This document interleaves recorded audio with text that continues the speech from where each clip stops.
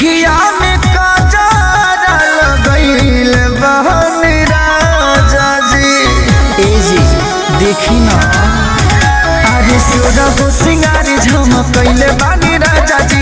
अखिया में काजरा लगइल बानी राजा जी। मुँह खोली बोली जुआ जरा की ना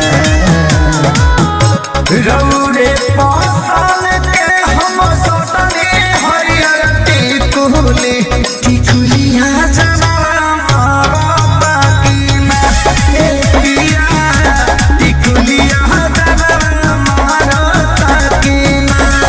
बोली ना जी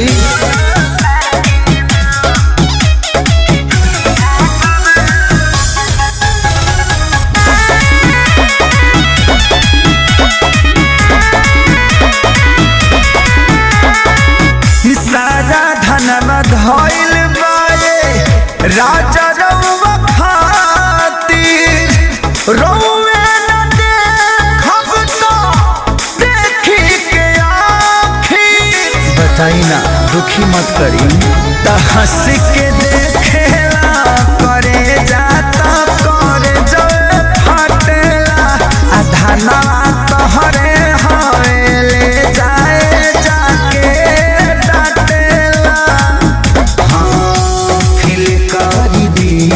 देख के हारता की ना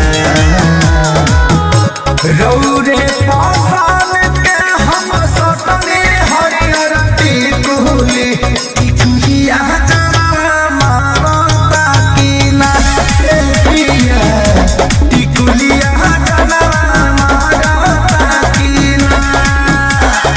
बोली ना रोआज का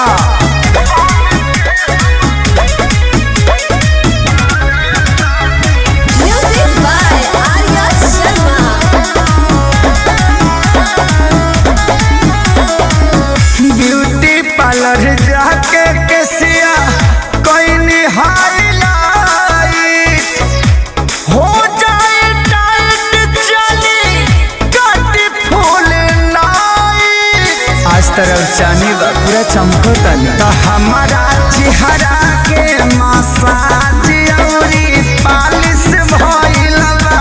ए पंकज रौरे खाती फूल बॉडी मालिश भइला।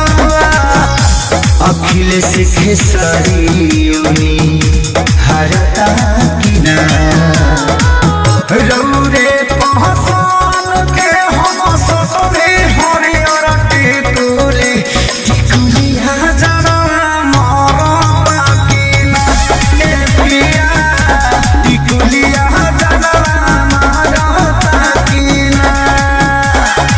बोली ना अगर मारता त चली ना टिकुलिया जमाना